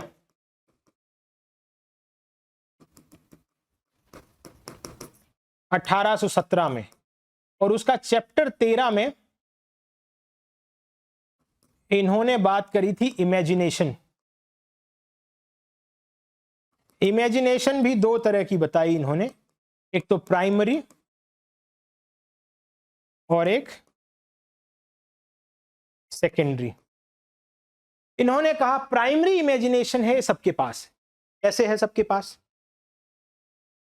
मैं एक पेड़ को देखता हूं, पेड़ को देखते ही मुझे क्या ख्याल आया, मैंने पेड़ का तना देखा, मैंने शाखें देखी, मैंने पत्तियां देखी और एनालाइज किया, अच्छा ये पेड़ है। तो ये आपस में मिला के देखने वाली चीज सबके पास है। ये भगवान ने ये सेंसेस, इंद्रियां सबको दी हैं, वो इंद्रियों को काम में लेके हाथों हाथ समझ जाएगा इंसान कि पेड़ दरअसल में है क्या चीज। समझ लिया? सेकेंडरी इमेजिनेशन क्या है? इस प्राइमरी इमेजिनेशन को तोड़ के समझने की बात। आपने पेड़ को एनालाइज किया, अब आप पेड़ के अंदर अगर कवि हैं तो आप क्या ढूंढेंगे? ये पेड़ है, ये उम्मीद का नाम है, पेड़ आशाएं हैं। पेड़ ने हजारों साल, 100-200 साल की जिंदगी काटी है, इसने वो पत्थर, पानी, पहाड़ सब देखे हैं। ये सबसे हमारे गांव का बूढ़ा दरख्त है, सबसे बुजुर्ग आदमी। ये सेकेंडरी इमेजिनेशन है। तो सब सोच रहे हैं, पहले वाली को जोड़ तोड़ के कुछ नया बनाया, वो सेकेंडरी ने बनाया। ये कविता है। एक ये बात, ये चीज, वैसे तो कंसेप्ट इनके ऊपर एक पूरी क्लास चल सकती है प्राइमरी और सेकेंडरी इमेजिनेशन पे, कॉलरिज की डेफिनेशन के अकॉर्डिंग। अगर अपन सिर्फ इतना समझ रहे हैं अभी कि इनके कॉन्सेप्ट को हल्का हल्का पकड़ा जाए, इससे आपके एग्जाम का जिस हिसाब का तरीका है उस उतना आप समझ पाए, क्योंकि पहले सवाल तो आपसे यही बन जाते हैं कि इमेजिनेशन का आइडिया किसने दिया, प्राइमरी और सेकेंडरी की बात किसने करी, चैप्टर कौन से में करी, बायोग्राफी या लिटरेरिया में करी। अब एक वर्ड और कॉइन करते हैं, फैंसी। फैंसी को बोलते हैं एसोसिएटिव पावर। एसोसिएशन है इसमें, इसमें चीजों का जुड़ाव है। सेकेंडरी इमेजिनेशन को तो क्या बोलते हैं, इम्प्लास्टिक पावर। ये तो प्राइमरी इमेजिनेशन जो हर कोई सोच सकता है उसको खींच के बढ़ाने का प्लास्टिक की तरह काम करने वाली चीज सेकेंडरी इमेजिनेशन तोड़ तोड़ करती है, ये एसोसिएट करती है। एसोसिएट कैसे, एक कवि ने घोड़े के ऊपर इंसान का चेहरा लगा के दिखा दिया, सिर्फ जुड़ाव है, कुछ नया तो है मगर सरप्राइज एलिमेंट नहीं है। सरप्राइज एलिमेंट सेकेंडरी इमेजिनेशन ही देगी कविता में। ये कॉलरिज 19-20 बातें कर रहे हैं। सदे है, इन्होंने एक वर्क लिखा था, ए विजन ऑफ जजमेंट।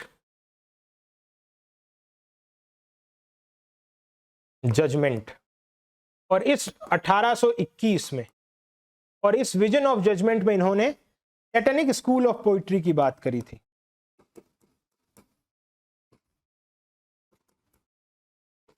और इसमें बायरन को, शैले को, इनको इंक्लूड किया।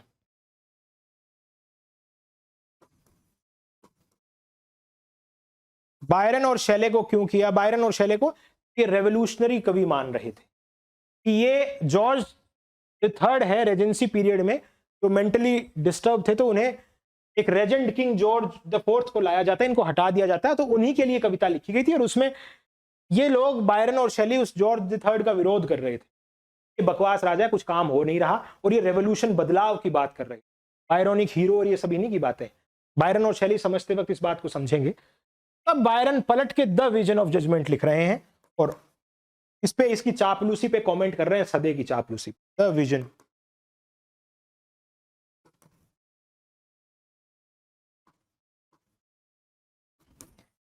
ये रिपार्टी उस वक्त चला करती थी कवियों में, न्यू क्लासिकल्स में भी अपन ने देखा था, एक ने कमेंट किया और उसके ऊपर दूसरे ने पलटवार किया। ये चीजें द विजन ऑफ जजमेंट में 22 में ये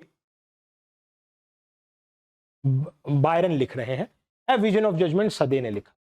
विलियम ब्लेक सिंबोलिज्म का बहुत बड़ा नाम, रोमांटिक, खूब सारे symbol use, song of innocence, song of experience की बात करते हैं। लंदन पोएम लिख रहे हैं, वहां ये कहते हैं माइंड्स फोर्ज्ड मैनकल्स,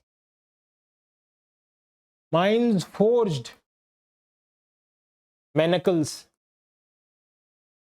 कि दिमाग पे लगी हुई हथकड़ियां। लंदन शहर को इंडस्ट्री और ये सब देख के कहते हैं कि अब तो यहां लगता ही नहीं है कि ये शहर वैसा बचा है, यहां तो हर दिमाग पे हथकड़ी है, हर चीज पे सर्विलेंस है, हर चीज को नापा तोला जा रहा है, इंसान कोई बात कर ही नहीं पा रहा है, तो नेचर से नजदीकियां थी वो सब हट चुकी। और ये थेम्स के लिए भी कहते हैं चार्टर्ड थेम्स, थेम्स को भी व्यापार बिजनेस के लिए चार्टर कर दिया गया है, प्रकृति को बर्बाद किया जाने लग रहा है। ये विलियम ब्लेक के सिंबल्स बात करते हैं। ऐसे अपन को जो फर्स्ट जनरेशन ऑफ रोमांटिक्स हैं ये दिख रहे हैं। ये लोग, इनमें एक खास बात आपको दिखेगी, इन लोगों के पास इमोशंस है वो एक्सेसिव है, beat Wordsworth, beat Coleridge, beat Blake, beat Southey. Second generation of romantics है, इमोशंस तो उनके पास भी हैं पर वो एक्सेसिव रेवोल्यूशनरी है, वो दुनिया को बस हाथों हाथ बदल देना चाहते हैं। ये लोग तो थोड़े वक्त बाद वर्ड्सवर्थ वगैरह अपने प्रिल्यूड में फ्रेंच रेवोल्यूशन और उसके ब्लड शेड से कहीं ना कहीं इतर आ रहे हैं, उसको एक्सेप्ट नहीं कर रहे हैं, बट इनिशियल स्टेज में ये भी रेवोल्यूशन की तरफ है। अगर ये थोड़े काम कंपोज्ड, किस तरह के Romantics early first generation. Second generation Romantics कैसी है?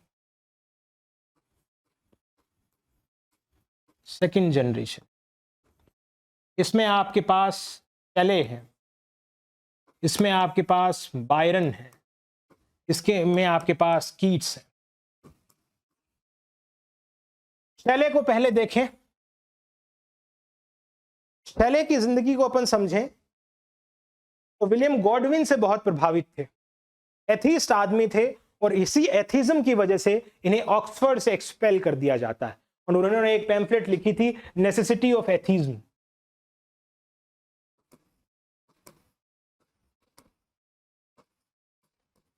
Necessity of atheism.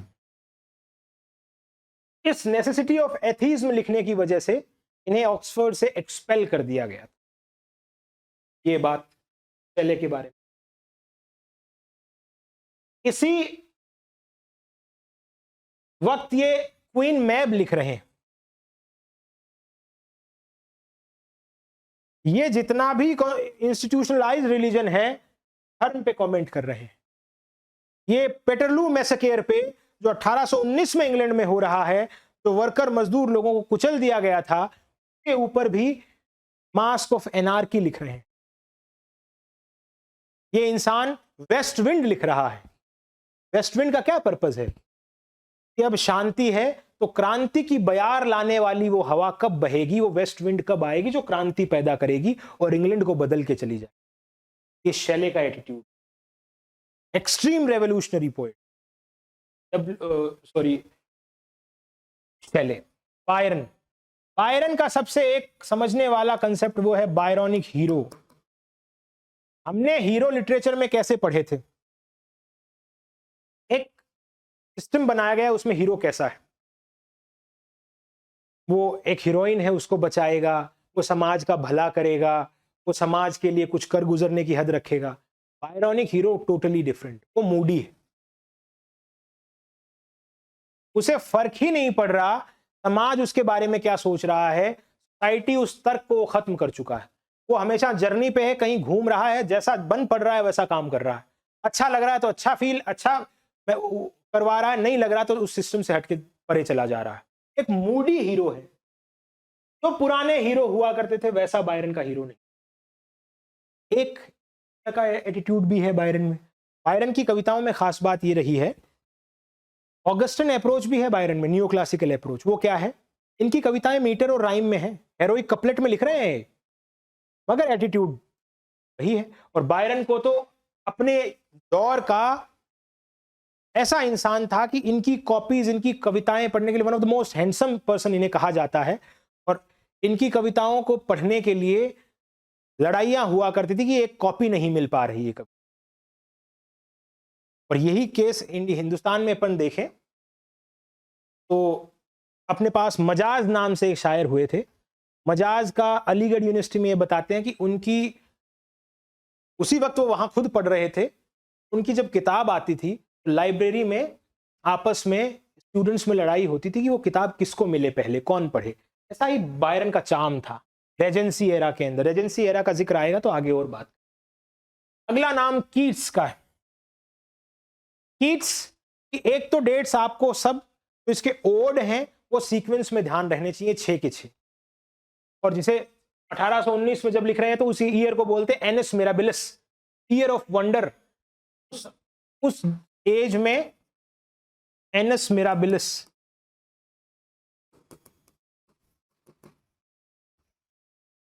ये इस एज में लिख रहे हैं, इस ईयर में लिख रहे हैं। इनके 6 ओड हैं, उनका नाम आपको ध्यान रखना है, सीक्वेंस में सवाल आ जाते हैं कई। शैले के इंपॉर्टेंट वर्क हैं, पे नजर रखनी है, डीप में नहीं पढ़ना। बायरन के 2-3 नाम है, डॉन युआन वगैरह सब, चाइल्ड हेरोल्ड्स पिलग्रिमेज वगैरह, इनके 2-3 के नाम याद रखने हैं। इनके 6 तो ओड के नाम हैं। एक आपके सिलेबस के अंदर कविताएं चलती हैं, जैसे पहली लाइन है beauty is truth, truth is beauty, ये ध्यान रखनी है। A thing of beauty, Endymion की पहली line is Joy for ever, ये ध्यान रखनी है। एक इनका आइडिया है नेगेटिव कैपेबिलिटी।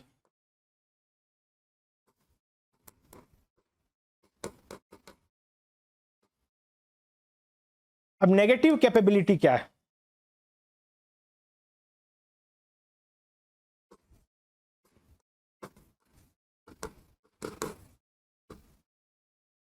निगेट करना किसको? खुद को, आय को।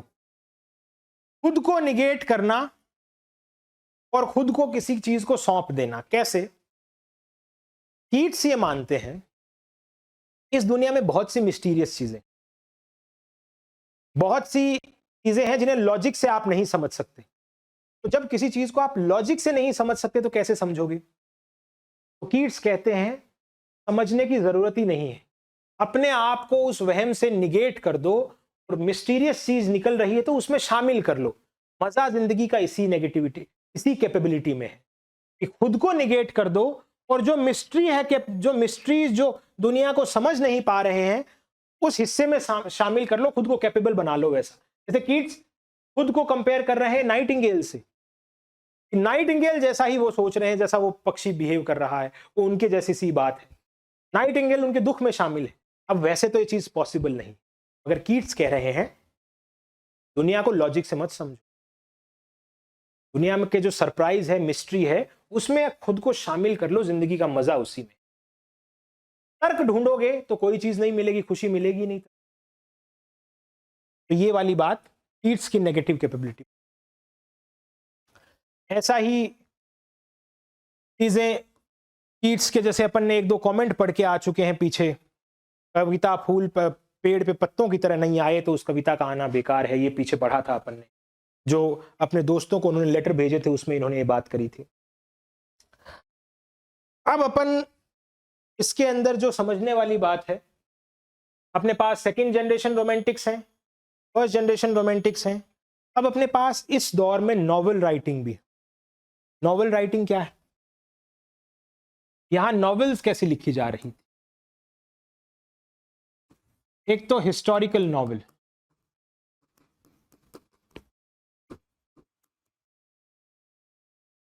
दूसरी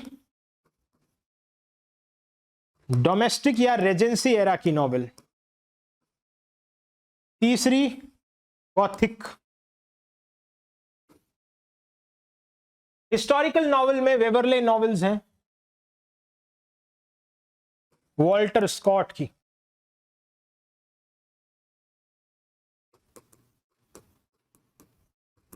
अब इन नॉवेल्स में रोमांटिसिज्म कैसे? हिस्टोरिकल नॉवेल क्या है? हिस्ट्री के किसी एक इवेंट के ऊपर काम करना और राइटर अपनी भावनाओं से, अपने इमोशन से उस इवेंट को मोल्ड कर देगा। जैसे जैकोबाइट रेबेलियन पर कोई नॉवेल लिखी जा रही, तो उसको वॉल्टर स्कॉट अपने सोच समझ के हिसाब से उस इवेंट को जज कर लेंगे, बना लेंगे। तो हिस्ट्री के किसी इवेंट को पकड़ना और कवि के भावों के हिसाब से उसे ढाल दिया, और उस जिस समाज में, जैसे रोमांटिक एज में लिख रहे हैं तो रोमांटिक समाज की समझ या भावनाओं के हिसाब से डाल दिया। तो यहां भावनाएं हिस्ट्री के तर्क के हिसाब से उस सीक्वेंस में नहीं, यहां प्लॉट है वो कवि के खुद के भाव और उस पीरियड के इमोशन के अकॉर्डिंग चल रहा है। जैसे इनकी नॉवेल्स हैं, वेवरले मैंने कहा इवान होय नाम से है, रॉब रॉय है, आर्ट ऑफ मिडलोथियन है,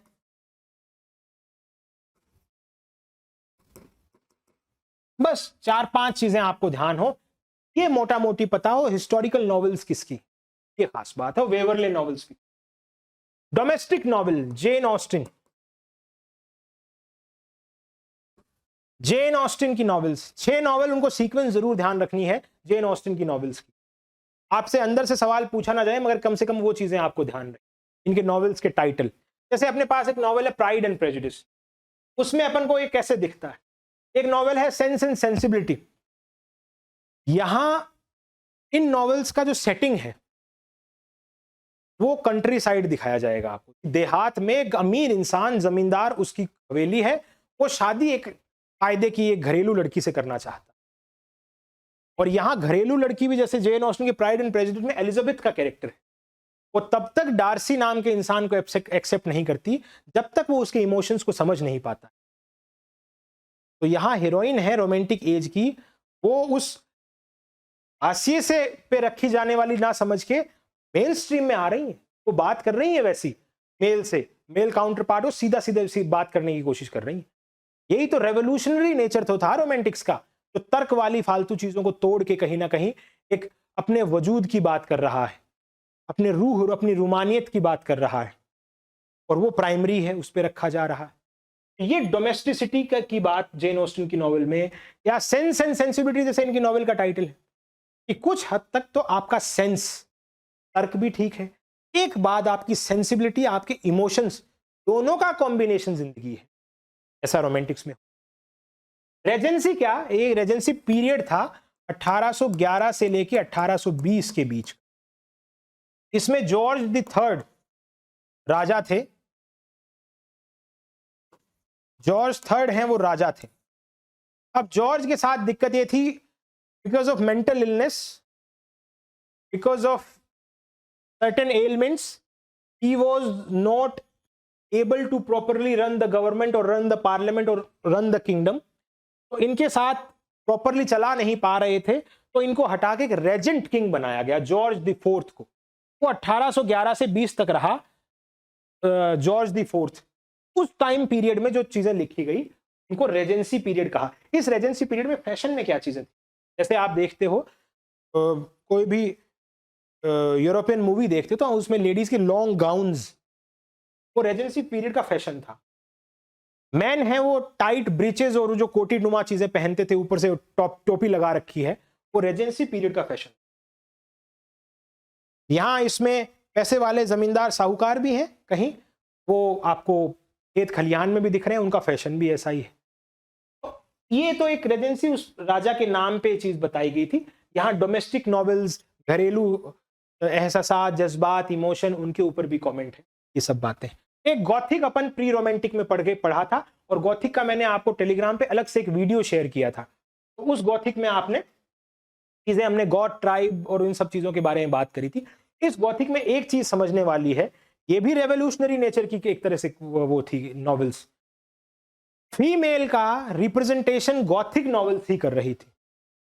फीमेल को लिखने की इजाजत, जो सौंदर्य शास्त्र बनाया गया था वो नॉवेल लिखने का पुरुषों का बनाया हुआ है। एस्थेटिक्स है नॉवेल का, वो पुरुषों का है। मेल डोमिनेटेड पेट्रियार्की जो भी कह सकते हैं आप। गॉथिक ने फीमेल को स्पेस दिया। जैसे मैरी शेली लिख रही हैं फ्रैंकेस्टाइन, पीबी शेली की वाइफ फ्रैंकेस्टीन। फ्रैंकेस्टीन में साइंटिफिक टेम्परामेंट का जिक्र है, एक डेमन, एक बारबेरियस क्रिएचर का जिक्र है, इसे साइंस ने बनाया है। ऐसी चीजें मेल के हिस्से नहीं थी। कैसल ऑफ ओट्रांटो वगैरह किसी ने लिखी थी, मगर एकदम डीप डाउन कहीं ना कहीं बहुत ज्यादा एक्सेसिव ब्रूटैलिटी, इन चीजों का जिक्र फीमेल कर रही है, क्योंकि उसके साथ वैसा हो रहा है। और वो मेल वर्ड की जो राइटिंग टेक्निक है उनसे हटके गॉथिक में यूज कर रही है। ये एक गॉथिक का हिस्सा है। तो इस तरह की नॉवेल्स आपको दिख। अब आप प्रोज देखेंगे, प्रोज कैसा है। प्रोज में जैसे अपने पास चार्ल्स लैम्ब है, अपने पास हैजलिट है, अपने पास डी क्विंसी है। लैम्ब के ऐसे क्या हैं, आर्केइक। इनकी लैंग्वेज बड़ी आर्केइक है, पुराने जमाने की लैंग्वेज यूज कर रहे हैं। पर्सनल एसेज हैं। रोमांटिसिज्म में पर्सनल, खुद की बात बहुत ज्यादा है, खुद की भावनाओं की बात बहुत ज्यादा है। जैसे एसेज ऑफ एलिया, ये लैम्ब का है। टेल्स फ्रॉम शेक्सपियर, ये लैम्ब का है।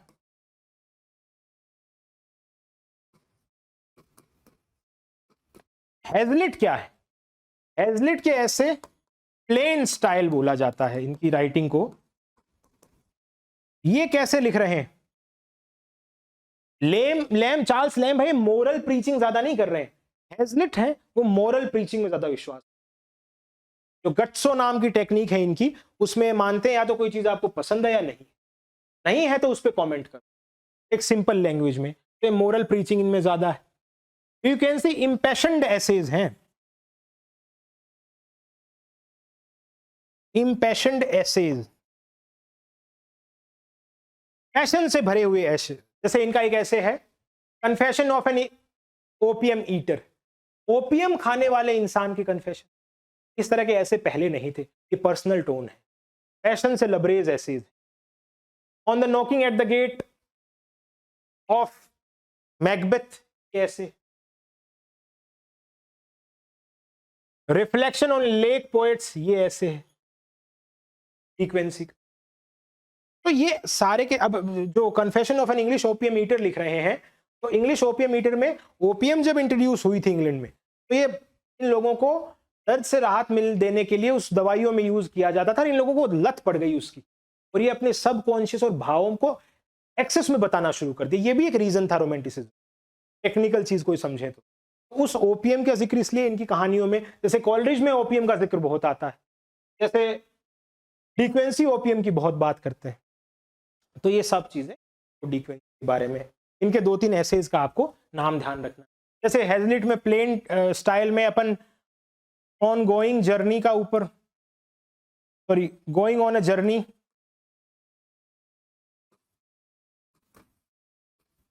जर्नी है, टेबल टॉक है, कैरेक्टर ऑफ शेक्सपियर प्लेज है,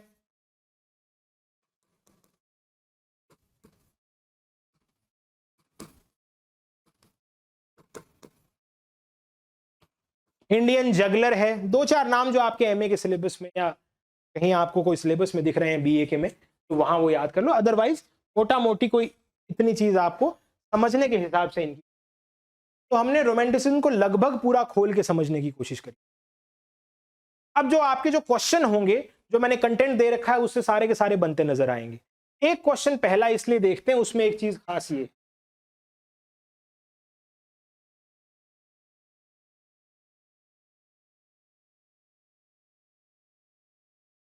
literary historians generally agree that neoclassical age concludes 1798 with the grounding publication of which work by Wordsworth and Coleridge। तो इसमें ऑप्शन सी है lyrical ballad.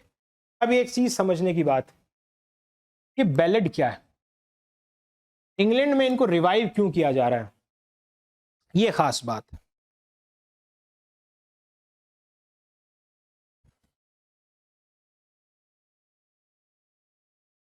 देखिए, एक बुक थी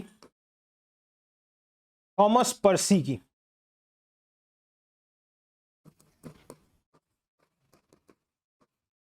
relics of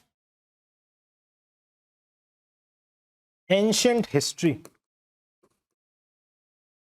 1765 में आई थी। ये एक बिशप थे थॉमस पर्सी, 1765 में इन्होंने एक बुक लिखी रेलिक्स ऑफ एंशिएंट हिस्ट्री। इसमें पुरानी जो भी आर्ट फॉर्म है उसको रिवाइव किया गया, और वहां निकल के आई बैलेड। ये बैलेड क्या चीज है? बैलेड जो किसान मजदूर खेत में काम करते वक्त कहानियों को गुनगुनाया करते थे, वो बैलेड था। रोमांटिक्स को ऐसी ही चीजें तो चाहिए थी जो मिडिल एजेस में इंसान के करीब की चीजें हो, तो रोमांटिक लिटरेचर में बैलेड और लिरिक कविता का बहुत जिक्र है। मगर यहां एक सवाल ये आता है, और इसकी देन पर्सी को जाती है। पर्सी के वर्क्स कीट्स भी पढ़ रहे हैं, ला बैलेड एम्सन्स मर्सी लिख रहे हैं, पर्सी के वर्क को पढ़ रहे हैं, पर्सी कॉलरिज भी पढ़ रहे हैं। तो इस पर्सी को खूब पढ़ा गया, और इसके ऊपर ये बैलेड फॉर्म है, इस पे पढ़ना लिखना लोगों ने शुरू। अब यहां एक सवाल आता है, सवाल क्या है? अपन जब ये पढ़ते हैं लिरिक पोएट्री और नैरेटिव पोएट्री,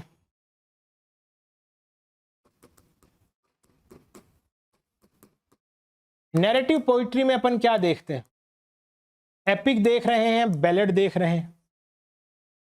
लिरिक में अपन सोनेट देख रहे हैं और बाकी चीजें देख रहे हैं। तो वर्ड्सवर्थ ये है तो नैरेटिव पोएट्री, तो वर्ड्सवर्थ ने वहां ये क्यों लिखा लिरिकल बैलेड? यही सवाल जब ये किताब 1798 में आई थी, तो वर्ड्सवर्थ से पूछा गया था कि बैलेड तो एक नैरेटिव पोएट्री है, आपने इसे लिरिक में शामिल क्यों किया, इसे क्यों कहा गया लिरिकल बैलेड?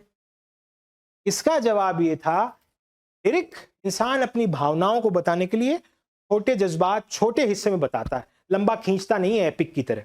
इमोशंस स्पॉन्टेनियस है ना, एक साथ उद्वेलित हो रहे हैं इमोशन, तो एक साथ जो कोई चीज उद्वेलित होगी वो ऐसा नहीं है कि एपिक की तरह लंबे नैरेटिव फॉर्म में चलती जाएगी, वो थोड़े वक्त के लिए आती है, उसमें चीजें कहना होता है।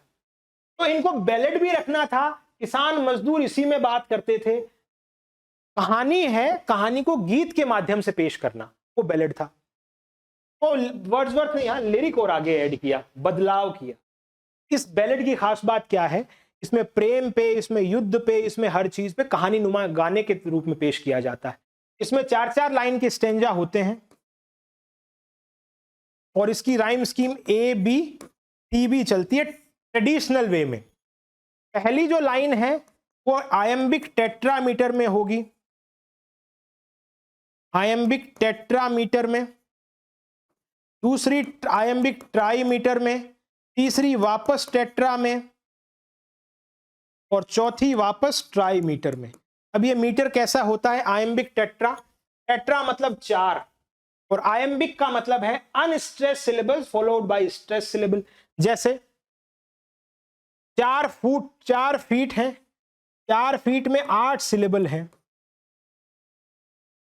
अगर ये सिलेबल और इनकी गणित आपको समझ में नहीं, मेरा एक सोनेट नाम से एक वीडियो पढ़ा, आप सोनेट वाले में इन चीजों को, स्कैंशन पोइट्री का कैसे होता है उसको डिटेल में समझ सकते हैं। अभी सिर्फ अपन रोमांटिक्स पे बात कर रहे हैं, तो इतना ज्यादा एक्सटेंड करने की जरूरत नहीं है, क्योंकि ये चीज आपके समझने में बोरिंग ना बने कहीं।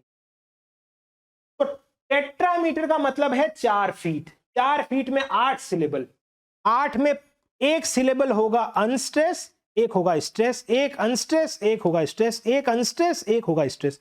तो डा डम डा डम डा डम, छोटा बड़ा छोटा बड़ा, एक पे प्रेशर ज्यादा, एक पे प्रेशर कम, एक पे प्रेशर, जैसे अपन भी बोलते हैं तो कोई चीज धीरे से साउंड आता है, कई चीज पे जोर लगाते हैं, तो जोर है, इस पे स्ट्रेस आया है।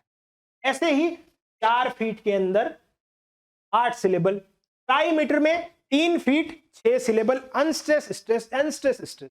तो ऐसे लय चलती है बैलेड के अंदर। रोमांटिक्स ने इस लय को भी तोड़ा, कहीं कॉलरिज ने तो जैसे लिखते वक्त इस टेट्रामीटर और ट्राईमीटर को कहीं टेट्रामीटर रख लिया, कहीं नहीं। तो रोमांटिक्स हर तरीके में रेवोल्यूशनरी, कोई फॉर्म उठा रहे हैं तो कॉपी पेस्ट वाला मामला नहीं है, अपने तरीके से अपने समाज के हिसाब से बदल रहे हैं। तो अब आप ये जो क्वेश्चन है रोमांटिसिज्म के ऊपर 19-20 जितने भी देखोगे, वो लगभग आपके 50 के आसपास क्वेश्चन है, वो आपको इस कंसेप्ट से बनते हुए नजर आएंगे। आपको समझ पैदा हो गई है। अब उस कंटेंट को जो मैंने किताब में डाल रखा है उसको पूरा पढ़िए और इन क्वेश्चन को देखिए। मेरी तरफ से जो मेहनत थी वो मैंने आपको करके भेज चुका हूं, अब आपकी तरफ से आप करते जाइए। जहां जरूरत हो मैं समझाने की वो बता दूंगा। कई बार कोई चीज आपको किताब में समझ में नहीं आ रही है तो मुझसे पलट के पूछिए। हो सकता है कि कोई 19-20 चीज आपको ऐसी भी लगे कि ये गलत थी, ये यहां सही होनी चाहिए, वो आप मुझे भेजिए। सीखने की हद तक ही मैं काम कर रहा हूं, कोई खुदा नहीं हूं। चीजें जहां जहां गलत भी है वहां अपन वीडियो के जरिए, या आपको जहां नहीं लग रहा है कि ये चीज समझ नहीं आ रही है उसको वैसे समझ सकते। सीखना सबसे जरूरी है, आप भी सीखते जाइए, आपके साथ साथ मैं भी सीखता जाऊंगा। दोनों का ये 2 वे प्रोसेस चलती रहेगी। आज की क्लास में इतना ही, शुक्रिया।